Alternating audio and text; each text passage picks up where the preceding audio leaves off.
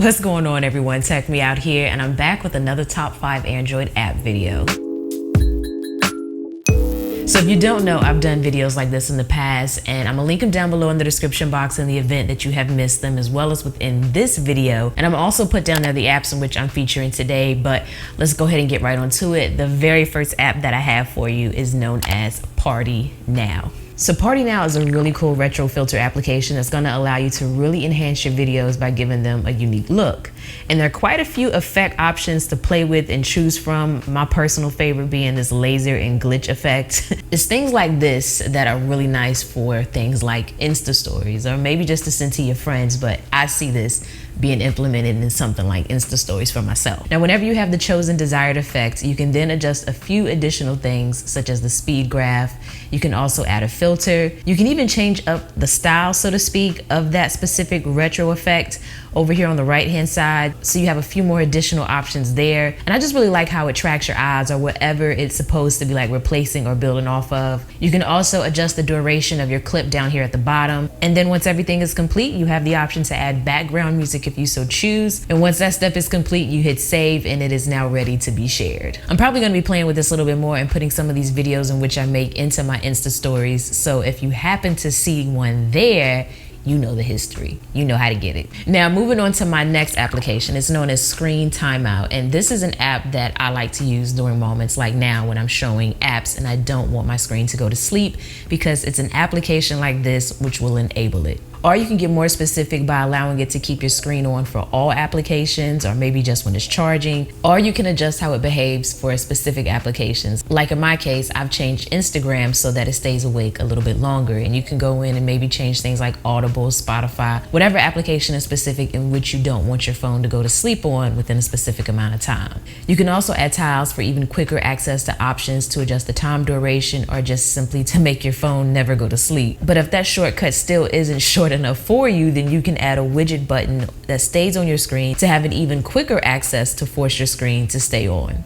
Now, there are a few other options within the app and you can donate to unlock more, but overall with the free version, I've been satisfied and I feel like you should be too.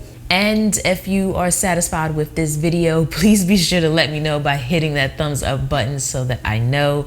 But yeah, let's move on to the third app. Now, this third application is one in which I love to use not only on my Android device, but also on my iPhone, as it, thank God, is transferable between the two. And the name of this application is Email. So this is like my go-to email client. This is what I use on everything that I possibly can.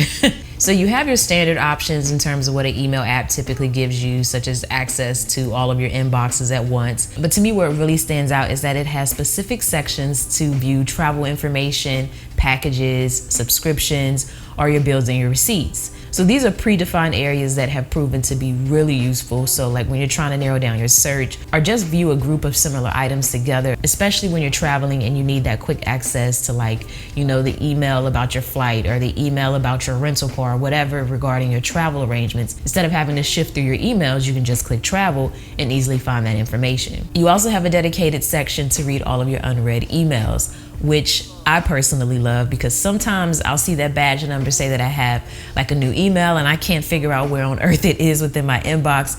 This helps me find it. Plus, you still have your swipe options, which can be configured within the settings of the app. And then you also have the option to undo a sent email, which is a nice little safety net. I don't know if any of you out there have ever been in a situation where you needed to undo a sent email. Let me know down below in the comment section. I'm kind of curious now that I'm actually talking about it. Like, have you ever wished you could retract the email that you sent? And feel free to share the scenario as well, you know. I don't mind. Now, this next app actually came as a suggestion within my last top 5 Android apps video. So I'd like to send a big thank you out to Pete Thompson for putting me on this app known as SCRITTOR. So what you can expect here is like a really simple note-taking application with a super clean interface. There's no extra unnecessary features to make things more complex than it needs to be. You simply add a note, select a category, and that's it. However, you can still search your notes, password protect things, or secure them with your fingerprint. You can also star notes or utilize my favorite, dark and light mode. And you can even add notes to the notification drawer just in case you need to be reminded of something constantly or just see reference to something while you're out on the go. And then the last app for this list is known as Be My Eyes. Now this app seems pretty cool as it does allow you to give back by helping someone in need of sight.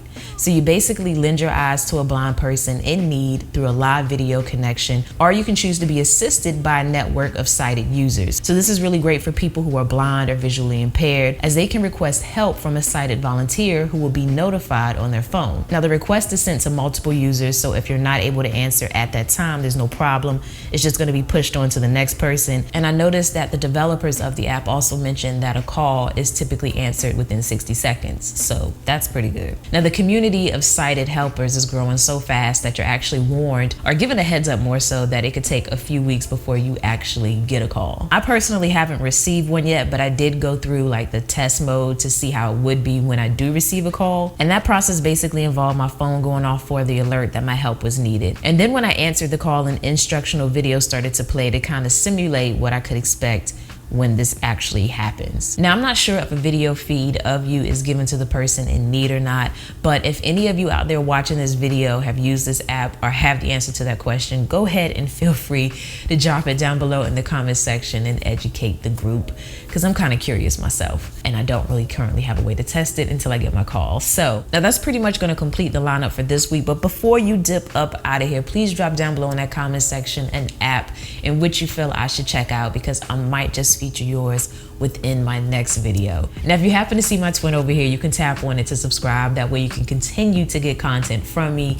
And if you want to check out another video, I have one for you linked right here. So feel free to click on that as well. And with that said, as always, thanks for taking the time out to let me tech you out.